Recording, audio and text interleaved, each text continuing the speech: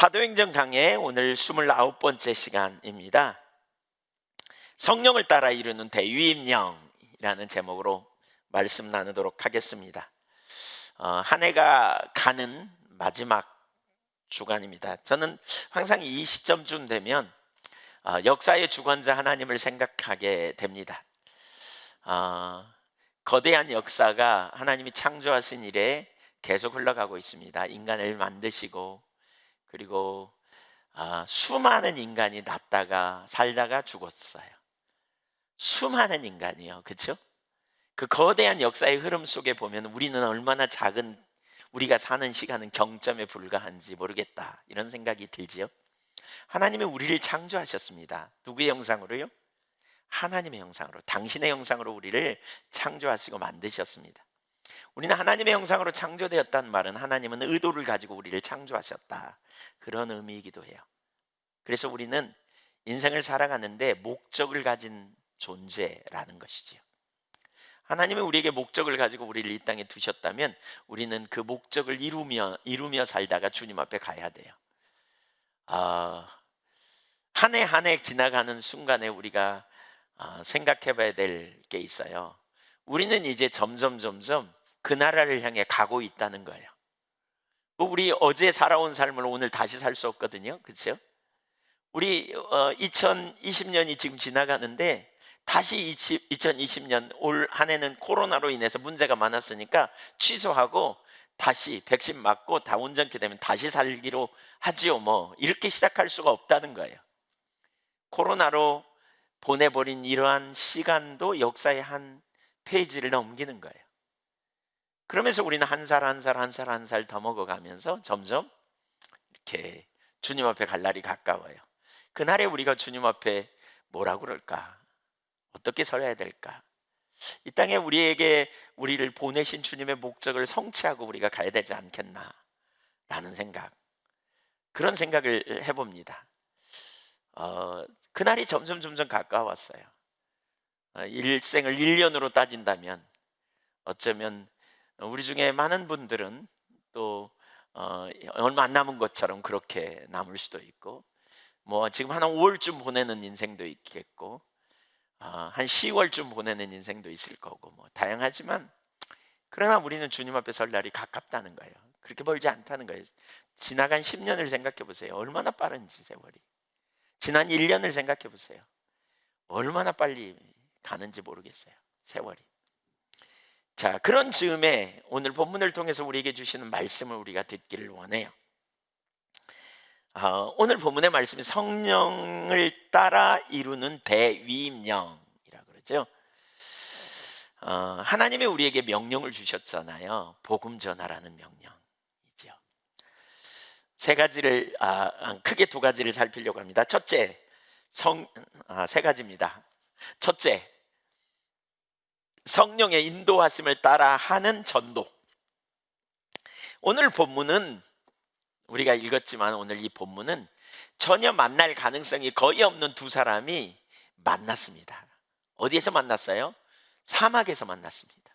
사막 길에서. 그리고 거기서 한 사람은 복음을 전했고 한 사람은 복음을 듣고, 그리고 복음을 들은 사람이 구원을 받는 놀라운 역사가 이루어지게 되었습니다. 빌립과 에디오피아 그 고관, 내시였던 그 고관, 재무부 장관과 같은 그런 사람입니다. 빌립은 핍박 가운데 성령의 인도하심을 따라 사마리아에 가서 복음을 성공적으로 전하고 있었습니다. 여기 에디오피아 사람, 그 나라의 국고를 맡은 내시라고 말하는데, 내시라는 말로 번역되어 있는데 사실 그 말을 다른 말로도 번역할 수 있어요. 신하라고 번역할 수도 있어요. 어쨌든 여기 우리말로 내시라고 번역된 이 사람은 유대인일 수도 있다고 봅니다. 학자들은 유대인이라고 볼 수 있다, 이렇게 봐요. 유대인으로서 그 나라에 갔다가 높은 직위를 맡게 되었던 사람일 수도 있다, 이렇게 보고요. 아니면 유대교를 받아들인 이방인일 수도 있다라고 보는 거죠. 어쨌든 이 에디오피아 내시는 예루살렘에 예배하러 왔다가 자기 나라로 돌아가는 과정 중에 빌립을 만나게 됐습니다. 이들이 어떻게 만나게 되었느냐? 전적인 성령의 역사로 만나게 됩니다. 우선 첫째로 빌립을 보면 두 번의 성령의 인도하심을 따라 에디오피아 내시를 만나게 됩니다. 26절을 보겠습니다. 주의 사자가 빌립에게 말하여 이르되 일어나서 남쪽으로 향하여 예루살렘에서 가사로 내려가는 길까지 가라 하니 그 길은 광야라. 주의 사자, 천사를 말하죠.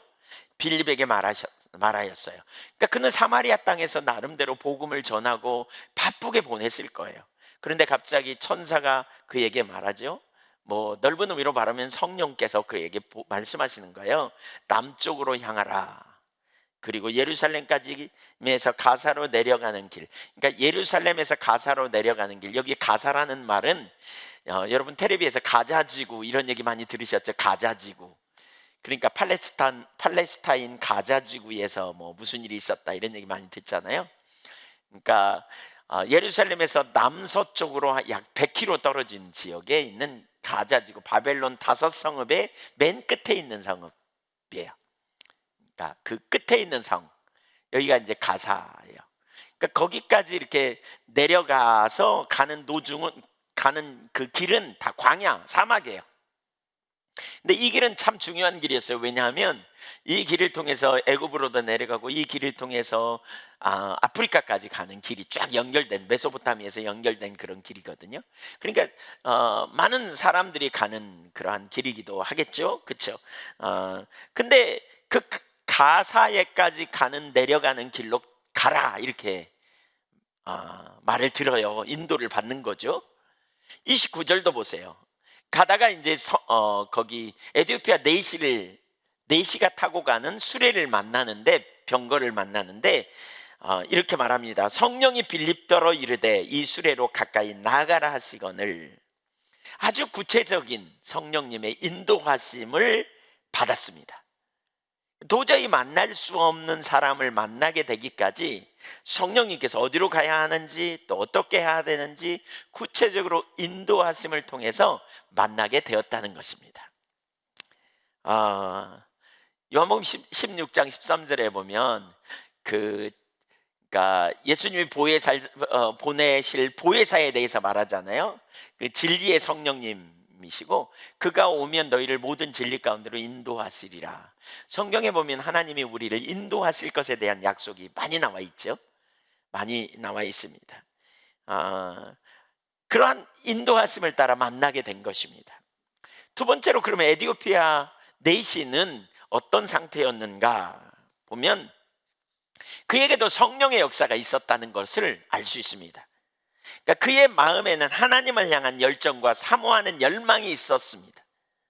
그는 멀리서 예루살렘을 향해 하나님께 예배하기 위해 온 사람입니다. 여러분 그 당시에 오늘날은 뭐 비행기도 있고 그렇죠? 오늘날은 차도 있고 그래서 100km 뭐 1시간이면 가버리잖아요. 근데 100km가 아니라 어쩌면 수백 킬로 떨어진 데서 온 거예요 지금. 그렇죠? 에디오피아. 그 당시에 에디오피아는 나일강 상류에 있는 오늘날로 말하면 수단쯤 되는 지역에 있었을 거다 이렇게 추정해요 학자들이. 그러니까 아주 멀리 떨어져 있어요. 근데 거기서부터 하나님을 예배하기 위해 예루살렘의 절기에 맞춰서 왔다? 이건 보통 믿음이 아니죠. 보통 열망이 아닌 거죠. 굉장한 열망이 있었던 사람. 그리고 그 광야길을 가는 가운데 수레를 타고 가는데 뭐 오늘날처럼 바퀴가 뭐 쿠션이 있는 바퀴도 아닐 테고 터덕거리는데 그 위에 올라가 가지고요 올라서서 두루마리를 펴가지고 이사야서를 읽고 있는 거예요. 거기서 이렇게 크게 읽으면서 이제 이걸 가고 있어요. 그러니까 나름대로 굉장히 열망하죠. 또 그 내용을 알고 싶어하는 그런 사모하는 열망이 그의 마음 속에 있었어요. 이건 성령의 역사라고 할 수 있어요. 빌립보서 2장 13절에 보면 이런 표현이 나오거든요. 같이 읽어볼까요? 너희 안에서 행하시는 이는 하나님이시니 자기의 기쁘신 뜻을 위하여 너희에게 소원을 두고 행하게 하시나니. 하나님의 기쁘신 뜻을 위하여 우리 안에 계시면서 소원을 가지고 소원을 갖게 하고 그걸 행하게 하신다는 거예요. 그러니까 우리 속에 어떤 열정이 생긴다면 그건 정말 하나님이 하신 겁니다. 우리 본능이 얼마나 자기중심적이고 이런 자리로 많이 가는지 아시죠? 마음에 열망을 부어주시고 그 뜻을 이루게 하시려고, 그 뜻대로 살게 하시려고 소원을 두고 행하게 하시는 하나님의 역사가 있었다는 거예요. 자, 이 두 사람이 어떻게 만났는지 보세요. 빌립, 성령의 인도를 따라 구체적으로 인도를 받았죠. 또 에디오피아 내시는 하나님께서 뭔가 일해 가심을 통해서 그 마음속에 열망이 있었어요. 세 번째, 하나님의 시간. 이게 아주 중요합니다. 하나님의 시간. 빌립은 성령의 인도하심을 받아 가사로 내려가는 길로 갔습니다. 그리고 거기서 에디오피아 내시를 만났는데 때마침 에디오피아 내시가 이사야 53장을 읽고 있는 것입니다. 이사야 53장 29절 이하를 한번 우리 보실까요? 얼마나 기가 막힌 타이밍인지 여기 보세요. 성령이 빌립더러 이르시되 이 수레로 가까이 나아가라 하시거늘 빌립이 달려가서 선지자 이사야의 글 읽는 것을 듣고 말하되 읽는 것을 깨닫느냐? 대답하되 지도해 주는 사람이 없으니 어찌 깨달을 수 있느냐 하고 빌립을 청하여 수레에 올라 같이 앉으라 하니라. 읽는 성경 구절은 이것이니 일러스되 그가 도살자에게로 가는 양과 같이 끌려갔고 털 깎는 자 앞에 있는 어린 양이 조용함과 같이 그의 입을 열지 아니하였도다. 그가 굴욕을 당했을 때 공정한 재판도 받지 못하였으니 누가 그의 세대를 말하리요? 그의 생명이 땅에서 빼앗김이로다 하였거늘. 누구 얘기예요? 예수님 얘기예요. 우리는 다 알아요, 이게 누구 얘기인지. 예수님 얘기예요. 예수님 얘기. 자, 여러분 가만히 생각해 보세요. 보세요. 빌립은 지금 뭐하러 갔어요? 뭐하러 갔어요? 예수님 전하러 갔어요. 예수님 전하러. 근데 그 사람은 뭘 읽고 있다고요? 지금 구약에 나온 예수님에 관한 기사를 읽고 있는 거예요. 얼마나 절묘한 타이밍이에요. 절묘한 타이밍. 그걸 읽고 있으니까 빌립이 가서 그러는 거예요. 그 말이 뭔지 깨닫느냐? 그랬더니 가르쳐 줄 사람이 있어야 알지. 도대체 모르겠다. 그러면서 좀 올라와라고 이렇게. 그러니까 그러면서 이렇게 질문해요. 34절에 보니까 네시가 빌립에게 대답하여 말하되, 그러니까 난 가르칠 사람이 없다, 그런 부분을 얘기하면서 청컨대 내가 묻노니 선지자가 이 말한, 그러니까 이사야 선지자가 지금 말하고 있는 것이 누구를 가리키느냐? 이 사람이 자기냐, 이사야 자기냐, 아니면 다른 사람이냐, 누구냐 좀 알려달라, 이렇게 말하는 거예요. 빌립이 뭐하러 갔다고요? 지금 예수님 소개하러 갔다니까요. 지금 이 사람 소개하러 갔다니까요. 이분 소개하러 갔다니까요. 근데 하나님의 성령께서 역사하셔서 그가 이사야 54장을 읽되 예수님에 관한 기사를 읽고 있는 거예요. 야, 절묘하지 않아요, 여러분? 이게 하나님의 시간이에요. 하나님의 타이밍, 하나님의 시간. 얼마나 기가 막힌 시간에, 기가 막힌 순간에 거기 갔는지 보세요. 너무 기가 막힌 거죠. 네, 너무 기가 막힌 거죠. 하나님이 일해 가시는 시간. 전도서 기자가 그런 표현이 있잖아요. 범사에 때가 있다. 범사에 다 정한 때가 있다. 이렇게 말하는 거죠. 적당한 시간이 있다는 거죠. 빌립은 그래서 즉각 복음을 전합니다. 그가 전한 복음은 고난받는 종이 누구인가에 대해서 나누는 거예요.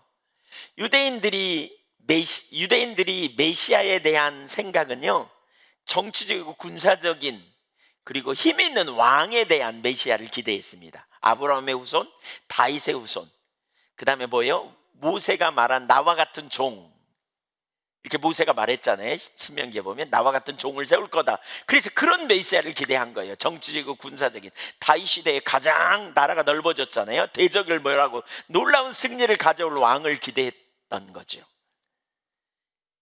그러니까 예수님이 그 능력을 행할 때마다 사람들이 서기관들이 쫓아와가지고 그런 표현을 막 하거든요. 깜짝 놀라면서 우리가 따르겠다고, 내가 따르겠다고 막 이렇게 얘기하거든요. 근데 점점 예수님의 행하심이 좀 이상해. 그들이 기대했던 바와 달라. 제자들도 그들이 기대했던 바와 달라. 막 고난에 대해서 얘기하고 도대체 무슨 얘기인지 전혀 못 알아들었던 거죠. 그 사내들인 공회원들이요, 예수님을 십자가에 못 박아 죽이잖아요. 그렇게 처형하잖아요. 그러니까 나약하게 운명하신 예수님은 메시아 자격이 없어, 이렇게 주장하는 거죠. 그렇게 보이려고 하는 거죠. 그런데 말이에요, 구약 성경에 메시아에 관한 예언은 정치적이고 군사적인 메시아, 승리하는 메시아에 대한 예언도 있지만 동시에 고난의 종으로 오셔서 우리 모든 죄를 담당하고 십자가 달려 죽으심으로 우리에게 영원한 생명을 주시기에 고난당하는, 그의 찔림은 우리의 허물을 인하며 그의 상함은 우리의 죄악을 인하입니다. 그가 채찍에 맞음으로 우리가 나음을 입고 구원에 이르는 그 놀라운 하나님이 의도하신 구원의 성취를 위해 고난받을 종으로 오신다는 사실을 기록하고 있는 성경이 있잖아요. 에티오피아 내시는요, 정치적이고 군사적인 왕으로 오실 메시아만 생각했을 거예요. 그런데 때맞춰 그 부분을 읽고 있는 거예요. 그러니까 빌립이 그런 책을 대하고 있지 않다면, 만약에 거기 읽고 있지 않다면 빌립이 아마 그에게 성경 찾아봐라 이렇게 말했을 수도 있어요. 근데 이런 모든 설명을 다 생략하고요, 그 사람이 누구냐면 그러면서 쫙 복음을 설명했을 거예요. 모든 인간이 죄를 범했고 하나님의 영광에 이르지 못했다. 그래서 하나님의 아들이 십자가에 달려 죽으셔야 했다. 그 아들이 육신을 입고 오셨다. 동정녀 탄생을, 동정녀 처녀의 몸을 힘입어 오셔가지고 임마누엘이 되신다. 하나님이 우리의 구원이심을 가르치신 거다. 그 예수를 믿으면 구원받는다. 법을 알지 못하는 사람들이, 이걸 알지 못한 사람들이 예수를 잡아 죽였지만 하나님은 이 나사렛 예수를 우리에게, 너희에게, 우리에게 주와 그리스도가 되게 하셨느니라. 그래서 이제 회개하고 죄사함을 받으라. 그리하면 성령을 선물로 받으리라. 회개하고 세례를 받으라. 그러면 성령을 선물로 받으리라. 이렇게 전했을 거예요. 아마 보나마나 이렇게 전했을 거예요. 사도행전 2장에 베드로가 선포한 설교가 그 설교예요. 그랬더니 내가 뭐를 망설이겠느냐, 그리고 물이 있으니까 나 세례 받을래, 그리고는 그냥 세례 받고 믿고 헤어졌다, 이런 얘기예요. 하나님의 타이밍이라고 그러죠. 타이밍, 하나님의 시간. 이게 능력전도예요. 이게 능력전도. 여러분 다시 한번 가만히 생각해 보세요. 빌립은 성령의 인도를 받아 성령이 가라고 한 곳에 갔다니까요. 거기 갔더니 하나님이 에티오피아 내시에게 다 일했어. 다 일하고 있어. 그러니까 그냥 적당한 말을 했더니 그냥 그가 믿은 거예요. 쉬워요, 어려워요? 네, 쉽죠? 쉬워요. 아주 쉬워요, 전도가. 그렇죠? 여기 보면 아주 쉬워요. 정말 쉬웠어요. 왜 이 성경 구절을 여기 굉장히 많이 이렇게 지면으로 할례해서 우리에게 보게 할까? 왜 우리로 이 구절을 읽게 할까? 이게 바로 성령의 인도를 따라하는 전도예요. 이게 성령의 인도를 따라하는 전도와 관련해서 미국의 아이오와주의 그 어떤 호수에서, 거기는 호수가 많은 주거든요. 근데 그 호수에 낚시하러 갔던 사람의 얘기 제가 전에도 나눴어요. 낚시 이제 보트를 가지고 가서 보트를 내리는 가운데 낚시하려고요, 이렇게 내리고 있는데 갑자기 엄청나게 큰 물고기가 튀더래잖아요. 그래서 이 사람이 얼른 보트를 내리고 노를 저어갖고 그 근방으로 가가지고 그 물고기 튄 그 근방으로 가가지고 낚시를 피면서 이제 수면을 보고 있는 거예요. 빨리 잡아야지 막 이런 생각으로. 근데 갑자기 그냥 엄청나게 큰 물고기가 튀더래잖아요. 자기도 모르는 순간에 그냥 본능적으로 손을 내밀었는데 그냥 아가미를 딱 잡아버린 거예요. 그래가지고 이게 물고기가 너무 커갖고 막 푸득푸득 하니까 주변에 있는 낚시꾼들이 와서 도와줘가지고 건졌어요. 그래가지고 신문 기자가 사진 찍었어요. 이게 낚시로 잡았다면 기네스북에 오를 정도의 큰 고기랬다잖아요. 신문 기자가 물어요. 당신 어떻게 그 물고기를 잡았냐? 그것도 맨손으로 잡았냐? 그랬더니 나는 적당한 시간에 적당한 장소에서 단지 손을 내어 저었을 뿐이에요 라고 말했다는 거예요. 이게 능력 전도예요. 이게 성령의 인도를 따라가는 전도예요. 적당한 장소에 적당한 시간으로 누가 인도해요? 성령께서 인도하시는 거예요. 성령께서 인도하시는 거예요. 그러니까 일해 가시는 거예요. 성령께서 일해 가시는 거예요. 그래서 우리를 적당한 사람에게 만나게 해주는 거예요. 빌립은 이렇게 갔어요. 적당한 시간에 적당한 장소에 갔어요. 근데 그곳에서 하나님이 일해 가신 거예요. 그래가지고 적당한 말 몇 마디 했더니 예수 믿고 돌아와 버린 거예요. 돌아와 버린 거예요. 성경에 이런 예들이 되게 많아요. 여러분, 바울을 전도한 아나니아의 이야기도 우리 볼 수 있죠. 이제 9장 우리 바로 이제 다음 시간에 우리가 볼 텐데, 아나니아가 바울을 어떻게 전도했습니까? 사울, 예수를 믿는 자들을 핍박하던 그 바울을 어떻게 전도했습니까? 여러분, 정말 쉽지 않은 상황이었죠. 그 사울이 예수 믿는 사람 핍박하는. 근데 하나님께서, 그러니까 주님께서 바울을 만지셨죠. 다메섹 도상에서 이미 만지셨어요. 역사하셨어요. 정오의 해보다 더 빛난 빛으로 나타나셔서 네가 어찌하여 나를 핍박하느냐? 누구십니까? 네가 핍박하는 예수다. 바울이 엄청난 혼돈에 빠졌죠. 눈이 멀어버렸어요. 엄청난 혼돈에 빠졌어요. 금식하며 기도하고 있어요. 예, 다메섹 집가라 하는 거리 요셉이라는 사람의 집에서 금식하면서 그가 도대체 이게 어떻게 된 일이지 그러고 있는 거죠. 그런데 바로 그 시간에 성령께서 아나니아의 기도하는 시간에 그에게 말씀하시는 거죠. 너 다메섹 집가라 하는 거리에 요셉의 사람이라는 사람의 집에 가서 전도해. 거기 가면 사울이 있어. 그는 이방인을 위한 내 종이야. 깜짝 놀래요. 그는 핍박하는 사람인데요, 염려하지 마, 내가 다 이미 만졌어, 뭐 이런 거죠. 그래가지고 그가 그 말씀을 따라 순종하고 가봤더니 거기 사울, 나중에 바울이 되는 사울이 있는 거 있죠. 눈 멀어가지고 그냥 어쩔 줄 모르고 있는 거죠. 그가 가서 뭐 합니까? 사울아 사울아, 주께서 너를 낫게 하시고 성령으로 충만케 하신다 하니, 그리고 안수했더니 눈에서 비늘이 떨어지고 그가 성령으로 충만케 됐습니다. 누가 하신 거예요? 누가 한 겁니까? 아나니아가 했습니다. 그 누가 하신 겁니까? 하나님이 하셨습니다. 쉬워요, 어려워요? 네, 너무너무 쉬운 일이 일어난 거잖아요. 그렇죠? 너무너무 쉬운 일이 일어났어요. 이게 어떻게 된 건가 이거 싶을 만큼, 네, 정말 놀라운 일이 일어난 거죠. 이게 성경에 나타난 전도예요. 이게 성경에 나타난 전도의 한 예예요. 성령의 인도하심을 따르는 전도. 그러니까 여러분, 이게 되게 중요해요.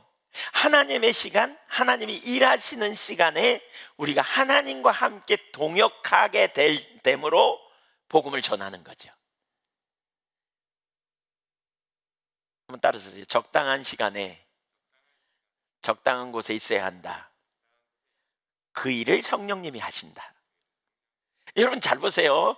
예를 들면 성령님의 인도하심을 바라야 될 중요한 이유가 바로 여기 있단 말이에요. 예를 들면 보세요. 빌립이 하루 일찍 가서 한 이틀쯤 일찍 갔다고 생각해 보세요. 이틀쯤, 아니 에티오피아에서 4시가 왔대. 그는 권력자래. 그를 전도하면 에티오피아 전체가 바뀔 거 아니야. 그가 어디 있는데? 지금 예루살렘에서 예배하고 있어. 가서 그를 만나볼래? 내가 가서 전도하리라. 하나님, 제가 전도하겠습니다, 그 영혼을. 그리고 가서 이틀 전쯤 만났다고 생각해 보세요. 그의 마음이 많이 공고하고 그랬다 할지라도 이사야서를 다시 다 설명하고 설득하고 아마 이래야 될 거예요.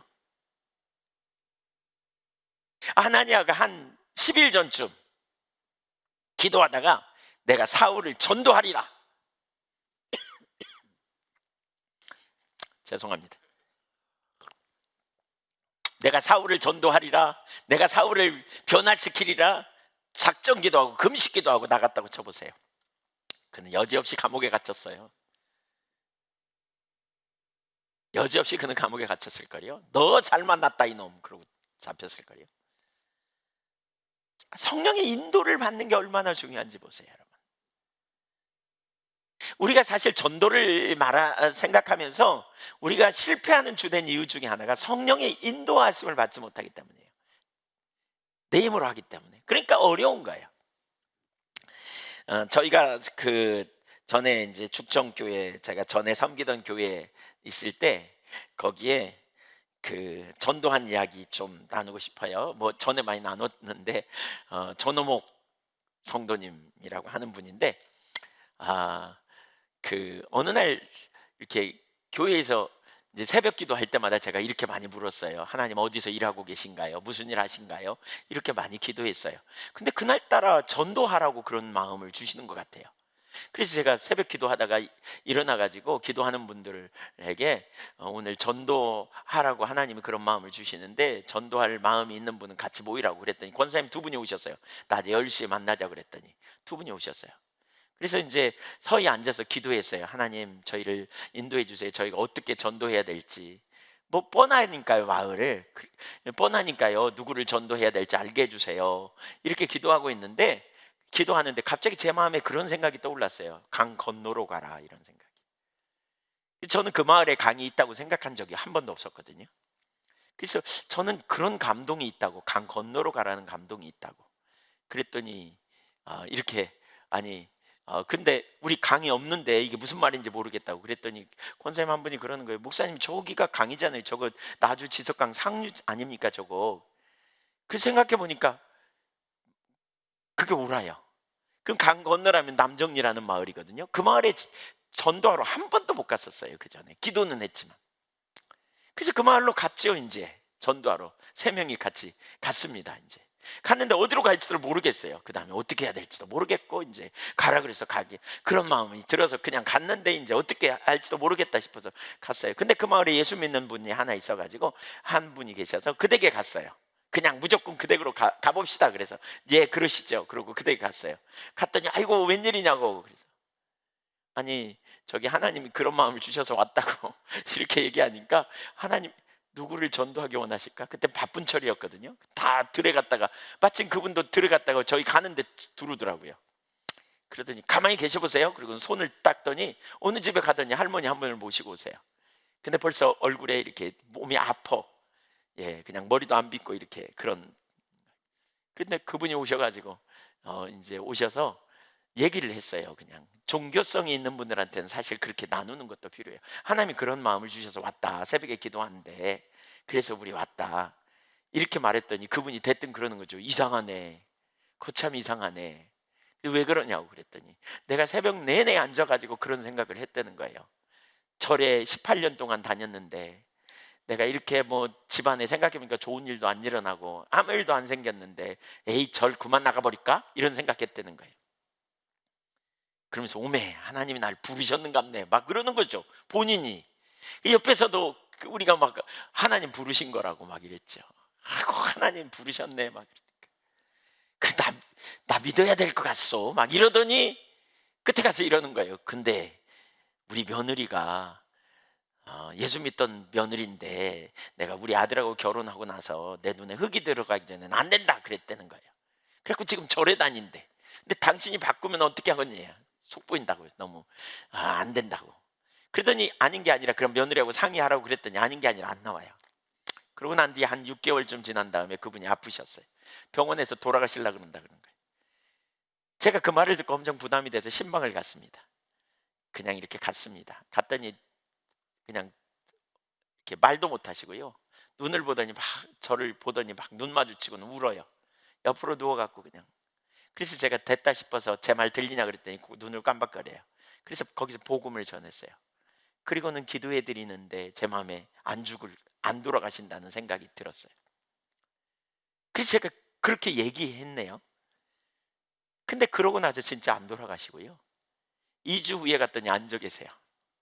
그러면서 막 저한테 그러는 거예요. 그때 하나님이 날 부르셨는데 그때 부르셨는데 내가 안 나가갖고 이 어려움을 당한 것 같소 막 그러면서 이제 나오셔야 되죠. 한만이지라우 막 이러면서. 네. 결국 그분을 통해서 사실 그분을 통해서 그 마을에 더 복음에 관심을 갖기 시작하고 그분 통해서 이분 저분 믿게도 되고 또 그런 경로를 통해서 어쨌든 그 마을에 복음이 더 전해지게 되는 계기가 됐거든요. 성령의 인도하심을 따르는. 여러분 하나님이 일해 가실 때 무슨 일이 일어난다는 거죠. 우리가 하나님의 행하심을 보는 거죠. 하나님의 행하심을 보는 게 중요해요. 그러니까 하나님의 시간임을 어떻게 알 수 있는가? 어떤 사람이 복음에 대해 관심을 갖는다면 이건 절대로 우연이 아닙니다. 에티오피아 내시가 성경에 대해 묻는 것 우연이 아니잖아요. 본성적으로 우리 인간은 하나님 안 찾는데 그런 일이 여러분 주변에 일어난다면 하나님이 행하시는 거예요. 추수의 때가 되면 어떤 사람은 인생의 문제에 대해서 깊이 고민하기 시작합니다. 자기 인생의 문제에 대해서 깊이 생각할 때 하나님이 일해 가시는 때라는 걸 우리가 생각해 볼 필요가 있어요. 추수와 또 육체의 문제를 만날 때 추수의 때일 수 있음을 우리는 기억할 필요가 있어요. 육체의 질병을 통해서 예수를 만난 사람들의 이야기를 우리는 정말 많이 보죠. 병 걸려가지고 죽을 병 걸려서 지푸라기를 잡는 심정으로 교회 왔다가 예수님 만나고 그 삶이 변화되었다, 이런 얘기 많이 만나지 않아요? 우리 하나님이 일해 가시는데, 전에 섬기던 죽전교회에서 뭔가 뜻대로 안 풀리는 상황에 사실 이런 부분들을 같이 나눴던 걸로 저는 기억하는데, 그런 부분을 나누는 가운데 예수 믿은 지 3개월밖에 안 된 분이 무당을 전도하고요, 또 그 마을에 진짜 그 골수분자죠, 불교의 핵심 리더 그룹에 속한 사람들이 그랬으니까요. 그분이 예수 믿는 건 말도 안 된다. 그분이 예수 믿는 걸 기대하는 것 자체가 잘못됐다. 근데 그냥 나랑 예수 믿지 그랬더니 크리스마스 때도 갈게라 그러고는 따라 나와버린 거 있죠. 그러니까 하나님이 일해 가시는 거예요, 여러분. 우리가 하나님이 일해 가시는 걸 기억할 필요가 있어요. 하나님이 일하신다. 이게 초대교회의 전도였어요. 저와 여러분이 이 전도의 자리에 설 수 있기를 원합니다. 아멘. 두 번째, 예수님의 사역, 우리의 사역. 이것이 예수님의 사역이었습니다. 스스로 그렇게 예수님은 사역을 하셨고요, 제자들이 그렇게 사역하도록 가르치셨어요. 요한복음 5장 17절에 예수님은 베데스다 연못가에 38년 된 환자를 치유하신 다음에 예수님이 이렇게 말합니다. 내 아버지께서 이제까지 일하시니 나도 일한다. 여러분, 아버지가 일하신다니까요. 아버지가 일하세요. 하나님 아버지가 영혼 구원을 위해 일하세요. 그러니까 이런 일이 일어나는 거예요. 그러니까 사울의 삶에 그런 일이 일어나고요, 그렇죠? 이런 역사가 일어나는 거예요. 에티오피아 네이스에게 그런 일이 일어나요. 아버지가 일하시기 때문에 이런 일이 일어나요. 그러면서 예수님이 이렇게 말하죠. 17절에 19절에 그러므로 예수께서 그들에게 이르시되 내가 진실로 진실로 너희에게 이르노니 아들이 아버지께서 하시는 일을 보지 않고는 아무것도 스스로 할 수 없나니 아버지께서 행하시는 그것을 아들도 그와 같이 행하느니라. 아들이 아버지 행하시는 일을 보지 않고는 아무것도 스스로 할 수 없다는 말은 뭐예요? 내가 계획 세워서 내 노력으로 이 일을 이루는 게 아니라는 거죠. 아버지가 행하신 일을 내가 보고 그 일을 행한다 그랬어요. 그러면 아버지가 행하신 일을 본다는 게 뭐예요? 빌립의 예를 들어볼까요? 이런 거예요. 성령의 인도를 따라 갔잖아요, 그렇죠? 인도를 따라 갔어요. 근데 거기 가봤더니 때마침 이사야서를 읽고 있는 거예요. 그것도 고난받는 종의 이야기를 읽고 있는 거예요. 이게 지금 그 사람의 삶에 추수의 때인 걸 봐요, 못 봐요? 아니, 여러분이 빌립이라면 볼 수 있어요, 없어요? 당연히 보잖아요. 당연히 볼 거예요. 하나님의 일해 가심을 보는 거예요. 하나님의 일해 가심을 보는 거예요. 하나님이 하지 않고는 아무도 이런 열망을 가질 수 없어요. 여러분, 이게 하나님의 행하심을 보는 거예요, 보는 거. 성경에 보면 그런 얘기가 나오거든요. 치유받을 믿음이 있음을 보고 그러거든요. 그러니까 치유받을 만한 믿음이 있다는 걸 보았다는 거예요. 이 보는 눈이 우리에게 필요해요. 우리가 학교를 여기까지 오는 과정도 그래요. 하나님이 다음 세대를 세우되 학교를 통해서 일해 가시는 걸 보는 거예요. 보는 거예요. 우연히 된 게 아니에요. 우연히 갑자기 그 생각이 나와서 이렇게 간 게 아니에요. 또 그 과정 중에 어디서 하나님이 이러한 일을 이루어 가고 계시는가를 보는 거예요. 학교만 해도 그렇다고요. 이거 하나님이 일해 가시는구나, 이게 보였어요, 제 눈에. 목사님이 곡성에 청소년 수련 센터를 그냥 우리보다 사용하라고 금요일 날 그런 얘기가 있었고요. 그때 한 2년 전인가요? 있었고요. 토요일 날 어떤 선생님 두 분이 나와서 대안학교를 하고 있는데 학생이 한 명뿐이더라, 이야기를 제가 토요일 날 들었어요. 그분 좀 만나게 해달라 그랬어요. 그 즈음에 선생님들 엄청 찾고 있었거든요, 제가. 그래가지고 주일날 만나고 얘기 나눴더니 그분들에게 가지고 있는 비전과 우리의 비전이 똑같았어요. 이게 하나님의 행하심을 보는 거예요. 학교의 그 과정 가운데 지난 우리 1월 말인가요? 남아공 가가지고 십자가 복음학교 하면서 선생님, 거기 선교사님들한테 사나리 학교를 소개했어요. 선교사님 한 분이요, 그걸 듣고 여러 가지 상황에서 하나님의 인도하심을 보았대요. 하나님 행하심인데 이렇게 보고 와버린 거예요. 오신 거예요. 그분을 선생님으로 받아들이는 과정에 약간 충돌이 있었어요. 근데 저는 이게 하나님 행하심인데 이게 보였어요. 약간 어려움이 있었어요. 근데 저는 이게 하나님 행하신 걸 보았어요. 그래서 그렇게 갔어요. 근데 너무나 하나님이 기가 막히게 인도하심이었어요. 하나님의 행하심을 보는 눈이 필요해요. 내 주변에 어디서 하나님이 일하고 계신지를 보는 게 필요해요. 어떤 영혼에게 하나님이 일하고 계신지를 보는 게 필요해요. 어떤 사람에게 하나님 만지고 계신지를 보는 게 필요해요. 예수님이 그렇게 사역을 감당하셨다는 거예요. 아버지가 아들을 사랑하셔서 아버지의 행하심을 다 아들에게 보이신다. 이게 5장 20절이거든요. 더 큰 일을 보이사 놀랍게 하시리라 이렇게 말씀하거든요. 아버지가 행하시는 일을 아들에게 보이시는 거예요. 우리에게 보이세요. 그것은 어거지가 아니에요. 그것은 특별한 누구에게가 아니에요. 예수 믿는 당신의 사랑하는 백성들에게 주님은 보이신다고 약속하고 있어요. 예수님에게 보이신 것처럼 믿으십니까? 우리가 그 사역을 감당할 수 있는 모델로서 예수님이 행하신 거예요. 예수님은 참 하나님이며 동시에 참 인간으로 오셨어요. 그런데 예수님은 사역을 감당할 때 신성을 숨기시고 성령의 능력으로 사역을 감당하셨어요. 아무것도 할 수 없다고 말씀했어요. 아버지가 행하시는 일을 보지 않고는. 예수님은 곧 하나님이시기 때문에 얼마든지 할 수 있는 분이에요. 그런데 우리의 사역의 모델로서 그렇게 하신 거예요. 이걸 제자들에게 보이신 거예요. 그래서 요한복음 14장 10절 이하에 보면 특별히 그러한 사역을 예수님이 하셨죠. 나는, 그러니까 11절에 보면 내가 아버지 안에 거하고 아버지께서 내 안에 계심을 믿으라. 그렇지 못하겠거든 행하던 그 일로 말미암아 나를 믿으라. 그러면서 12절에 이렇게 말해요. 진실로 진실로 내가 너희에게 이르노니 나를 믿는 자는 내가 하는 일을 그도 할 것이요. 그랬어요. 이걸 뭘 보여줘요? 제자들의 사역, 예수님의 사역이 제자들의 사역이 될 것을 암시적으로 보여주는 거예요. 내가 하는 일을 너희도 할 거다. 어떻게? 내가 행한 것처럼 너희도 할 거다, 그 말입니다. 하나님의 행하심을 보고 그 일의 삶을 들여 조정하여 동참할 때 하나님 사이즈의 일을 경험했던 것처럼 우리도 똑같이 하나님과 친밀한 교제 안에 하나님 행하심을 보고 그 일에 우리의 삶을 들여 동참하면 하나님 그의 일이 이루어난다는 거죠. 자, 그래서 누가복음 24장 47절을 보세요. 예수님은 제자들에게 복음의 증인이 되라고 말씀하셨습니다. 그리고 그 일을 위해 성령의 권능으로 사역을 감당할 수 있도록 하십니다.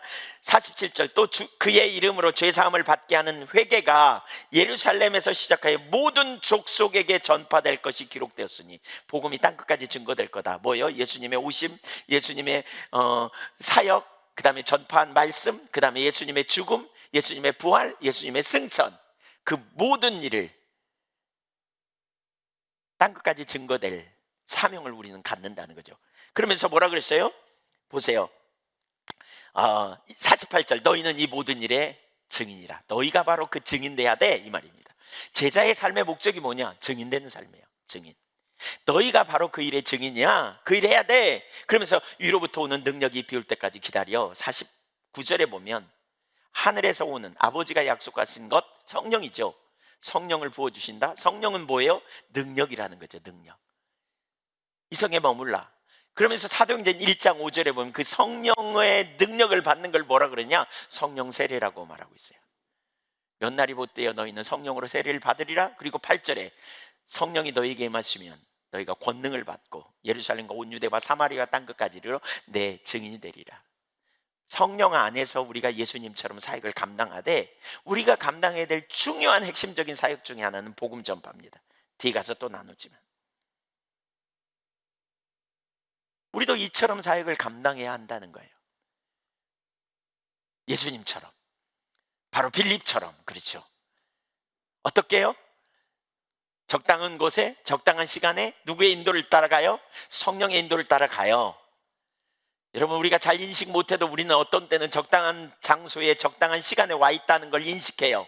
깜짝 놀라죠. 야, 하나님이 여기서 일하고 계셨네. 깜짝 놀라죠. 그때 우리는 적당한 말을 하든지 적당한 행동을 통해서 하나님의 일에 동참하는 거예요. 성령의 역사예요. 성령의 역사.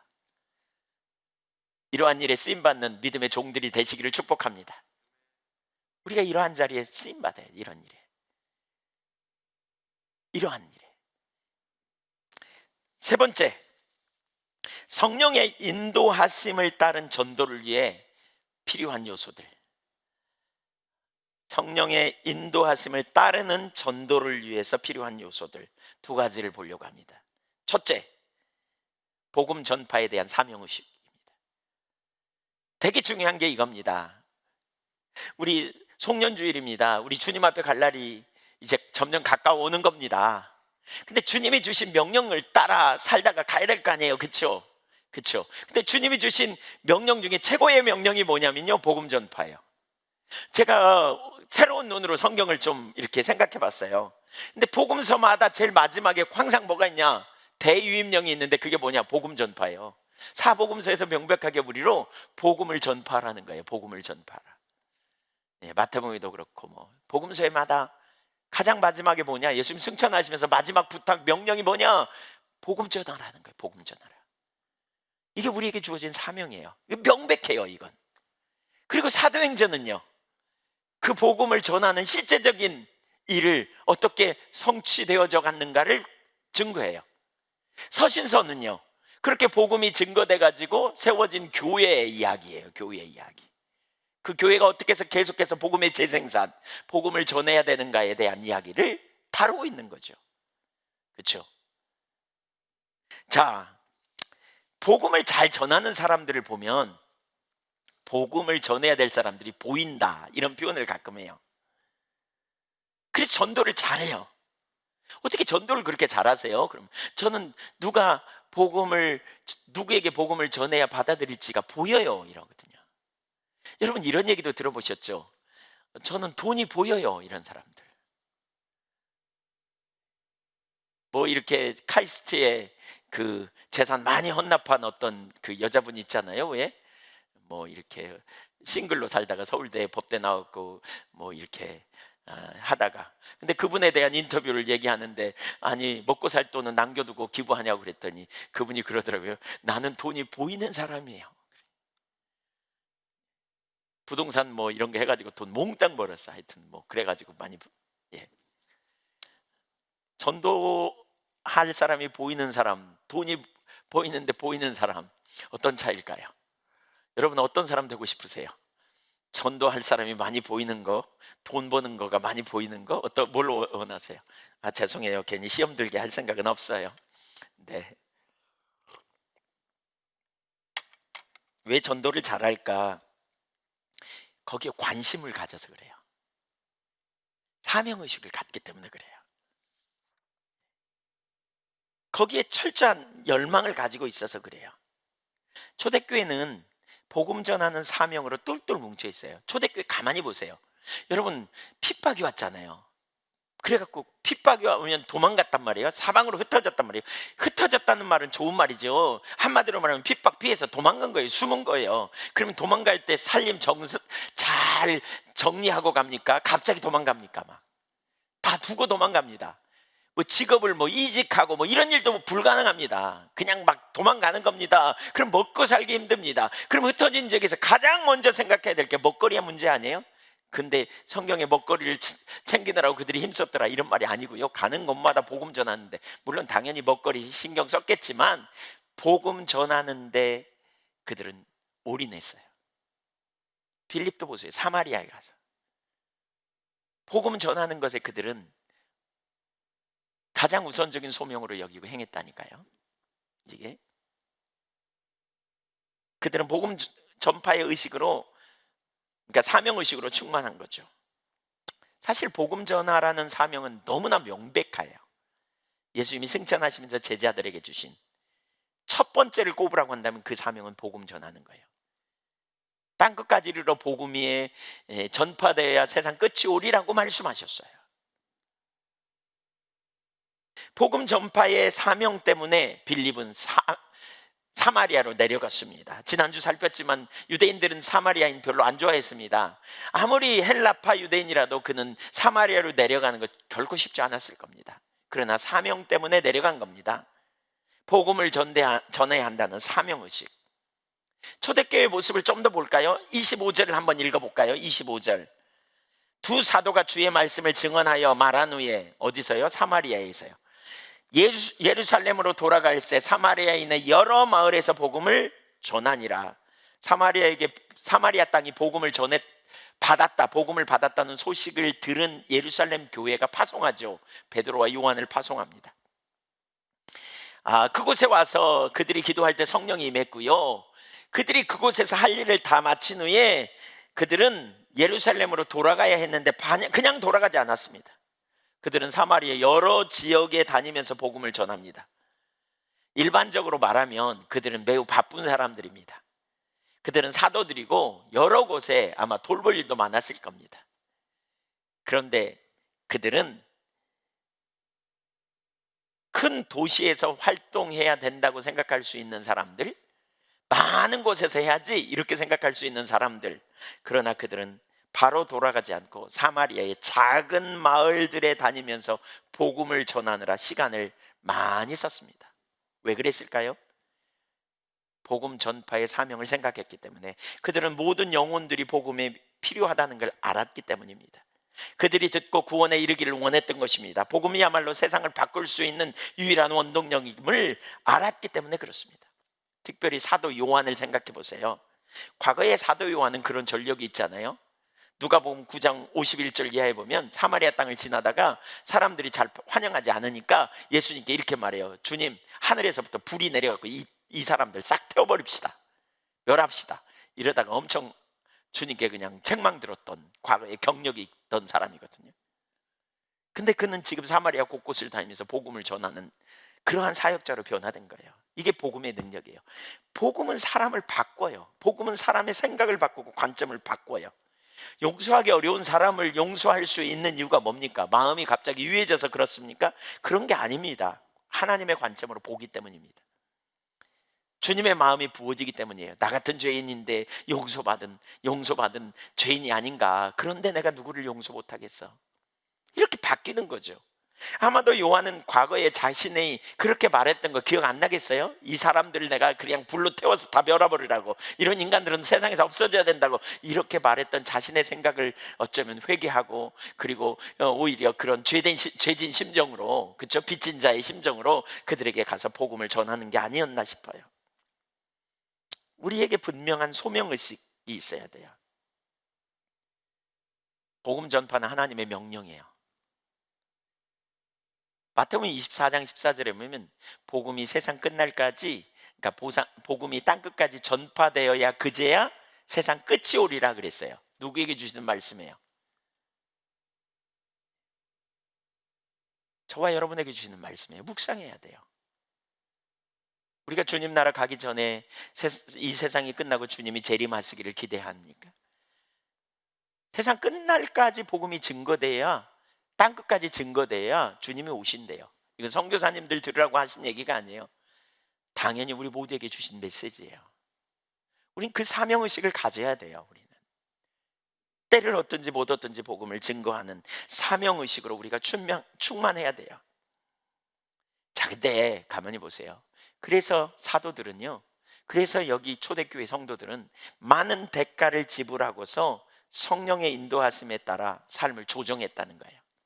빌립을 보세요. 잘 나갔거든요. 그가 전했더니 수많은 사람이 돌아왔거든요. 엄청난 영향력이 사마리아 땅에 생겼어요, 빌립이. 그리고 누구죠? 베드로 사도가 와가지고, 또 요한이 와가지고 말하자면 부흥회처럼 하는 가운데 성령 세례를 다 받았단 말이에요. 저 같으면 어떻게 할 거냐면 거기다 교회를 세울 것 같아요. 그리고 내가 담임 목사야. 굉장한 영향력을 행사할 거래요. 그렇게 해서 교회를 세워서 사마리아 땅 전역에 선교사를 파송하고 복음을 전하면 너무 놀라울 거다, 이런 계획이 그 속에 있었을 수도 있어요. 근데 주님이 가래요. 너 여기서 가. 남쪽으로 가. 어디로 가? 사막으로 가. 여러분, 이건 정말 쉽지 않은 말씀일 수도 있어요.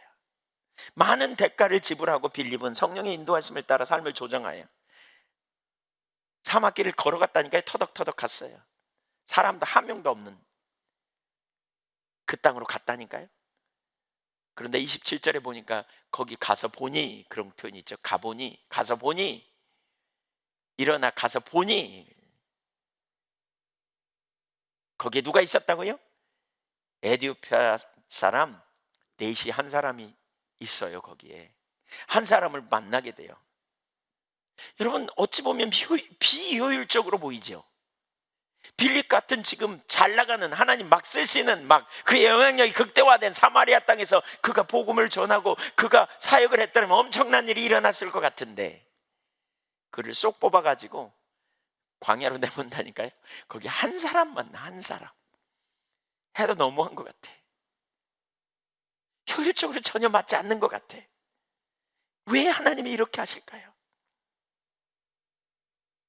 그것도요, 그 사람은 넷이었다니까요. 율법에는 부정한 자로 규정된 넷이었다니까요. 유대인들이 엄청 싫어하는 사람. 여기서 우리는 하나님의 마음을 볼 수 있어요. 한 사람을 구원하기 위해 당신의 종에게 무모해 보일 만큼 많은 대가를 지불하고 그 땅에 가게 한 거예요. 왜요? 하나님은 한 영혼을 천하보다 귀하게 여기시기 때문이에요. 하나님은 그 영혼이 구원받는 것을 보기를 원했어요.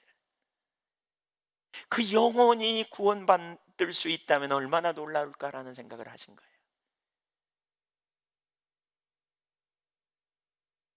이게 주님의 마음이에요. 여러분, 주변에 있는 사람들을 우리는 바라보되 어떻게 바라봅니까? 돈이 많나 적나, 미모가 있나 없나, 실력이 있나 없나, 우리 이런 눈으로 많이 바라봅니다. 그 사람의 영혼을 바라보는 눈이 우리 가운데는 결여되어 있습니다. 많은 경우. 그러니까 하나님이 일해 가시는 것도 우리는 잘 몰라요. 일하시는지 만지 뭘 하고 계신지 전혀 관심도 없고요. 복음 전할 기회를 주심에도 불구하고 우리는 그냥 지나치는데 너무나 익숙합니다. 여러분, 우리가 그렇게 구원받은 거 아세요? 한 영혼을 천하보다 더 귀하게 여기시는 주님의 마음 때문에 수많은 엄청난 대가를 지불하고 선교사로 와가지고요, 순교하는, 우리나라에도 수많은 순교자들이 피를 흘림으로 전한 복음을 통해서 저와 여러분 예수 믿은 거 아세요? 그 피값으로 구원받은 자인 걸 아세요? 대동강변에 복음을 전하러 왔다가 내려서 단 한 사람에게 복음도 전하지 못하고 죽은 토마스 선교사, 그가 던진 성경은 열매를 맺어가지고 훗날 그곳에 교회가 됐다잖아요. 그 사람이 그 성경을 주워다가 그 성경을 찢어가지고 벽에다 붙이고 살았던 사람 고집이 교회가 됐다잖아요. 그 토마스 선교사를 칼로 죽인 사람이 나중에 예수 믿게 되고요. 아펜젤러 선교사도 이 땅에 와가지고요, 군산 앞바다에서 배를 타고 가다가 순교당했습니다. 스크랜튼 여사, 스크랜튼 일가족이 선교사로 왔습니다. 다 젊은 그룹이 선교사로 왔는데 스크랜튼의 어머니는 아들 부부와 함께 선교사로 왔습니다. 50대 선교사로 왔습니다. 이 땅에 와가지고 엄청나게 고생했을 거예요. 서양 귀신이라고. 우리나라 선교사님들이 가끔 외국에 나가서 이렇게 투자하고 막 땅 사고 막 그러다가 사기당하고 막 그런 일들, 우리나라도 훨씬 더 심했대요. 우리나라도 말할 수 없을 만큼 그런 일을 경험했다는 거예요. 초창기에. 그분들이 못 배워서요? 아니에요. 스크랜트는 의사 부부예요. 의사. 잘 먹고 잘 살았어요. 왜 그 땅을 포기하고 이 땅에 왔을까요? 그 어머니가 이 땅에 와가지고 아들 네와 함께 이 땅에 와가지고요, 정말 그 가난하고 소외된 여인들을 위하여 세워진 학교가 이화학당이에요. 이화여대, 이화여고, 이화여대가 그 학교예요. 그리고 결국 이 땅에 다 묻혔잖아요. 이 땅에 다 순교해요. 이 땅에 뿌려진 씨앗으로 말미암아 저와 여러분이 예수 믿고 구원받게 된 거예요.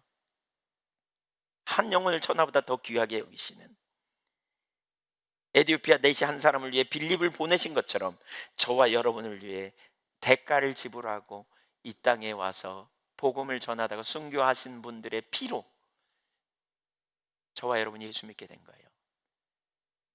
그래서 바울 사도는 그런 고백을 하잖아요. 자신은 복음의 빚진 자라고. 여러분, 우리야말로 복음의 빚진 자라는 사실을 기억해야 돼요. 수많은 사람의 희생과 헌신으로 우리가 예수 믿고 우리가 구원받고 우리가 하나님 나라 백성이 된 거라니까요. 그냥 거저 먹은 게 아니라니까요. 그러므로 우리는 이제 나아가 우리가 바로 그렇게 나가야 돼요. 주님께서 우리에게 그 사명을 주시는 거죠. 생각해 보세요. 빌립의 입장에서는 너무 비효율적이지만 빌립의 입장에서 보면, 세상적인 계산으로 보면 너무나 비효율적이죠. 만약에 거기 교회를 세워가지고 했다면 훨씬 더 놀라운 일이 일어났을 거예요. 그런데 그렇게 했더라면 다른 사람, 다른 곳에 복음이 증거되고 뭔가 일이 됐을지 모르지만 하나님이 구원하기로 여긴 그 아프리카 사람 에디오피아 내시를 통해서 그 지역에 일어날 복음의 역사는 성취되지 않았을 수도 있어요. 한편으로 우리가 생각해 볼 땐 되게 비효율적이잖아요. 그러나 에디오피아 내시의 입장에서 생각해 보세요. 얼마나 놀라운 은혜요, 얼마나 놀라운 축복이고 감격인가. 정말 보잘것없는 것 같지만 에디오피아 내시의 입장에서 본다면 이건 정말 굉장한 일입니다. 여러분, 우리가 누군가에게 복음을 전해 그 사람이 예수 믿는 거, 그것 때문에 우리가 많은 대가를 지불해요. 어쩌면 물질적으로 소요될 수도 있고 시간을 쓸 수도 있고 많은 손해를 볼 수도 있을 수 있어요. 그럼에도 불구하고 그 사람이 예수 믿는다면 그 사람의 영혼에 일어난 일을 생각해 보면 그것은 우리가 빚진 자로서 너무나 당연히 감당해야 될 사명이라는 것을 인식해야 돼요. 우리는 빚진 자의 심령을 가지고 우리의 다음 세대를 위해서, 우리는 빚진 자의 심령을 버리고 잃어버린 영혼을 향해서, 우린 빚진 자의 심령을 가지고 부담감을 가지고 한 영혼이 구원받는 일에 우리의 삶을 드리고 열망을 드리고 우리가 나아갈 필요가 있다는 거예요. 빌립과 같은, 여러분, 능력으로 성령의 인도를 따르는 전도가 왜 어려운 줄 아세요? 소명의식이 없어서 어려운 거예요. 사실 소명의식이 없기, 사명의식이 없기 때문에 성령의 능력으로 하는 전도가 어려운 거예요. 가장 어려운 핵심 이유가 거기 있어요. 사명의식을 가지고 영혼 구원에 대한 열정이 없기 때문에 그런 거예요. 그 의식이 있다면, 관심이 있고 관심이 있다면 하나님 어디서 일하고 계신지를 찾을 거거든요. 근데 그게 없기 때문에 그런 거라고요. 사도행전에 주님을 만난 수많은 사람들 보세요. 바울 사도가 빌립보 감옥에 갇혔지만 그 간수의 가정을 구원하시려는 하나님의 놀라운 계획, 얼마나 적당한 시간에 하나님께서 놀라운 은혜로 역사하셨는가. 한 영혼을 소중히 여기셨기 때문에. 그러나 그 일이 이루어지기까지 빌립과, 아니까 바울과 실라는 두드러 맞고, 채찍으로 두드러 맞고 감옥에 갇히고 엄청난 고통 가운데 있었다는 거예요. 간수를 구원하기 위해 일어난 일들이에요. 여러분, 주를 위하여 우리가 고난을, 왜 그러잖아요. 바울이 빌립보서에서 그리스도를 알고 그 부활의 능력을 알고 고난에 참여함을 알고자 하여, 이렇게 표현하지 않아요? 바울 사도는 그리스도의 남은 고난을 내 육체에 채우노라. 남은 고난이 뭐예요? 이 복음 전하다가 받는 고난이에요. 주님의 나라가 넓혀지는 일, 이게 우리에게 주신 사명이에요. 먼저 그의 나라와 의의를 구하는 것, 복음 전할 사명, 이 사명이 우리에게 있다는 걸 인식해야 돼요. 주님이 우리를 부르셨을 뿐만 아니라 우리를 보내실 때 우리에게 그 사명을 주셨다는 사실을 여러분 인식하고 서는 게 얼마나 중요한지 몰라요. 두 번째, 성령의 인도를 따르는 전도를 위하여 필요한 두 가지 요소를 제가 나누는데, 두 번째입니다. 두 번째는요, 성령의 인도하심에 대한 적극적 순종이 필요합니다. 성령님 빌립을 구체적으로 인도하셨잖아요. 26절에 보면, 그쵸, 남쪽으로 가라, 그리고 가사길로 가라, 이렇게 구체적으로 말씀하시죠. 또 29절에서는 광야에서 수레를 만났을 때 가까이 다가가라 이렇게 구체적으로 인도하셨습니다. 그리고 빌립은 즉각 순종했습니다. 즉각 바로 순종했습니다. 우리도 이처럼 해야 합니다. 근데 사실 순종이 쉽지 않아요. 문제는 여기 있어요. 순종이 쉽지 않아요. 왜냐하면요, 너무 막연하거든요. 어떤 때는 무모해 보이거든요. 성령님 인도를 받는 게. 그 일이 정말 말씀하신 대로 이루어질지 확신이 없어요. 그러니까 한번 생각해 보세요. 이런 한번 가정을 우리가 해보자고요. 성령께서 천사를 통해서 가사로 가는 길로 내려가라 그래요. 근데 내가 생각해 볼 때 가사로 가는 길에 집이 있나 뭐 마을이 있나 뭐 사막이고 거기 사람이 얼마 지나가지도 않을 텐데 거기로 가면 진짜 사람 만날까? 이런 생각 들지 않겠어요? 설사 가다가 사람 만나. 그래서 복음 전하는데 뭐 거기 뭐 그 사람이 안 받으려면 어떻게 해? 뭐 이런 생각도 나겠고요. 또 그다음에 갔더니 정말 수레가 있어. 거기 한 사람이 수레에 타고 있고 주변에 병사들이 있고 뭔가 이렇게 끌고 가는 걸 보는 거죠. 그랬더니 성령께서 수레에 가까이 가래. 근데 그것도 쉽지 않은 거죠. 이제 가가지고 가서 너 뭐하러 왔냐? 왜 그러세요? 그러면 뭐라 그래요? 성령님이 가라 그러시던데요? 이렇게 말해. 그랬더니 미친 사람 쳐다보듯이 쳐다봐. 그럼 어떡해?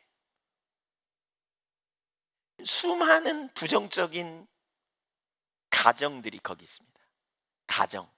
만약에 아닌다면, 만약에 안 된다면, 만약에 이렇게 말한다면, 만약에 이렇게 생각한다면 이런 생각을 할 가능성이 있어요? 없어요? 얼마든지 그러죠. 왜요? 우리는 합리적인 사고체계를 갖거든요. 우리는 상당히 이성을 활용하거든요. 우리 생각해봐요. 이 말이 안 되는 것 같아. 아이고, 말이 되나 그게? 이런 생각이 우리 속에 있어요.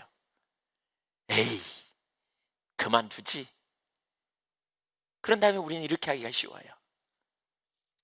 그러니까 우리가 성령의 인도를 받기 위해서 진짜 중요한, 그러니까 오늘날 성령의 인도를 따르는 전도가 어려운 이유예요. 합리적인 사고체계를 우리는 가지고 있어요. 말이 돼? 그렇게 안 하면 어떻게 해? 개망신 당하려고? 막 이런 생각이 드는 거죠. 헛걸음하는 거지. 너 신비주의냐? 뭐 이런 얘기 들을 수도 있어. 말이 돼 그거? 그러니까 안 하는 거예요. 계산이 나와야 움직여요. 답이 나와야 움직여요. 그리고 요즘같이 개인주의가 팽배된 세상에 그렇게 했다가 망신당해. 너나 잘하세요. 그러면 어떻게 해? 안 하는 거예요. 이런 두려움이 우리 앞에 있어요. 특별히 젊은이들은 그런 게 더 심하죠. 개인주의가 팽배된 세상을 살고 있기 때문에 그런 말 해봤자 안 먹힐 거라는 의식을 머릿속에 가득 가지고 있죠. 그리고 남의 개인사에 끼어드는 건 합당하지 않다, 예의에 맞지 않다, 이런 의식이 우리 속에 있기 때문에 안 가려고 해요.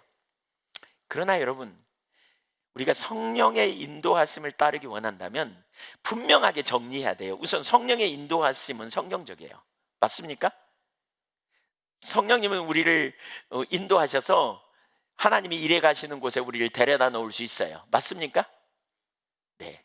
이렇게 하나씩 정리해 가는 거예요. 맞다. 성령은 우리를 인도하실 수 있다. 정리하는 거예요.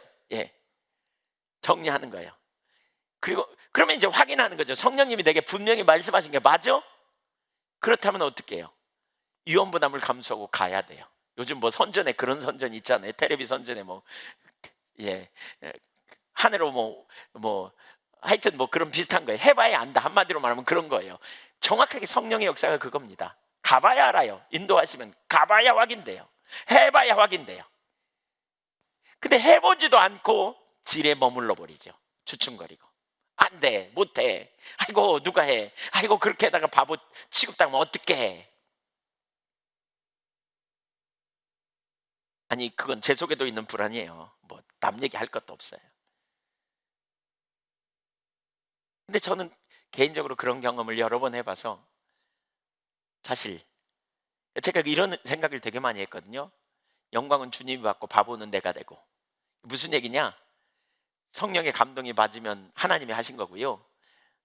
실수한 건, 그러니까 안 듣다면 내가 실수한 거예요.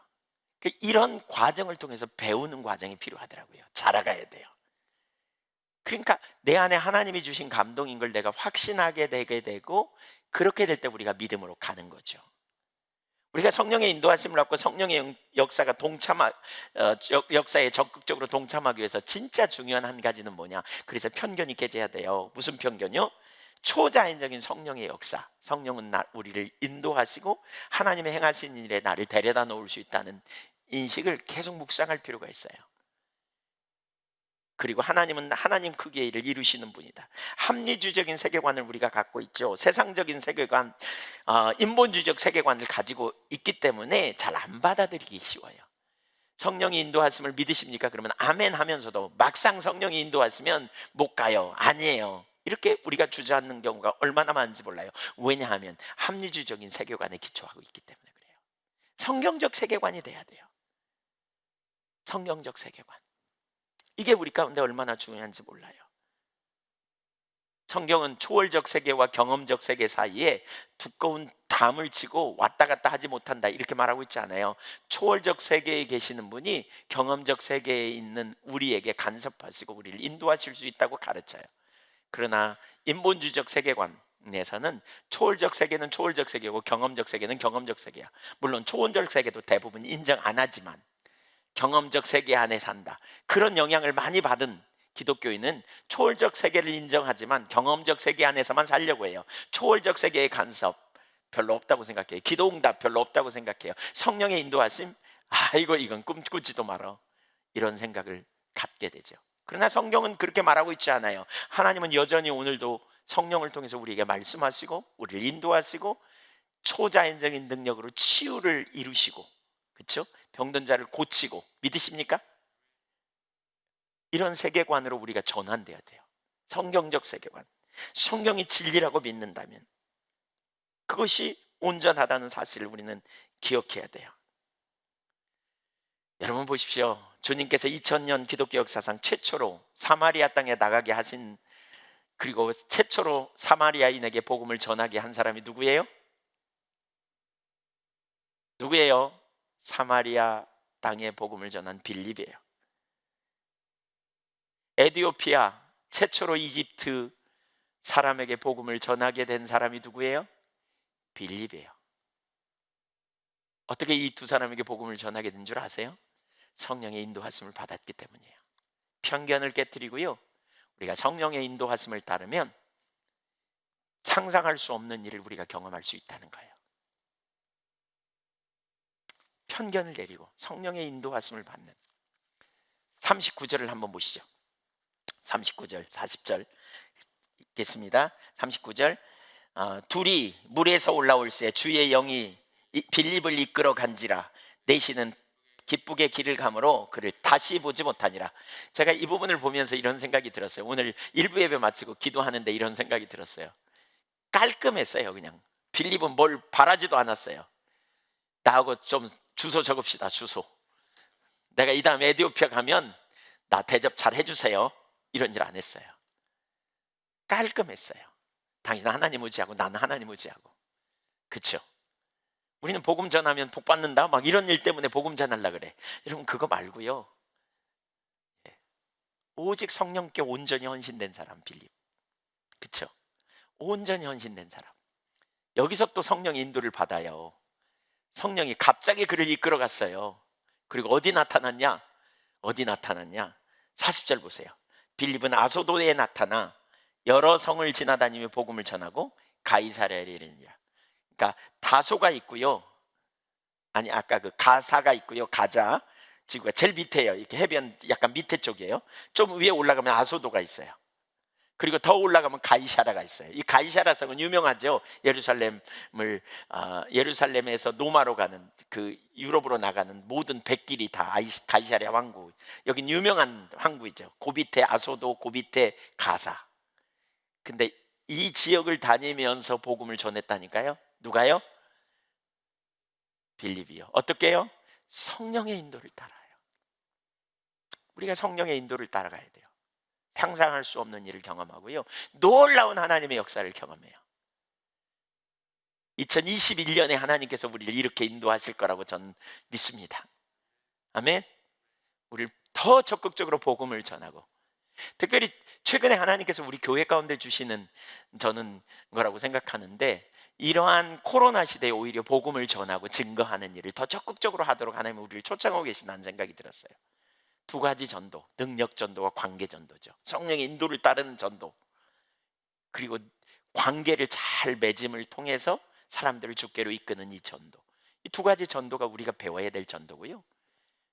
그래서 하나님의 나라가 넓혀지고 하나님 뜻이 확장되어지는 그러한 일에 저와 여러분이 귀하게 쓰임받는 믿음의 종들이 되기를 주님의 이름으로 축원합니다. 아멘. 여러분 주변을 보십시오. 믿음으로 여러분 주변을 바라보십시오. 여러분의 가족도 보시고요, 형제도 보시고요, 이웃도 보십시오. 맨날 만나는 직장에서 만나는 동료도 보십시오.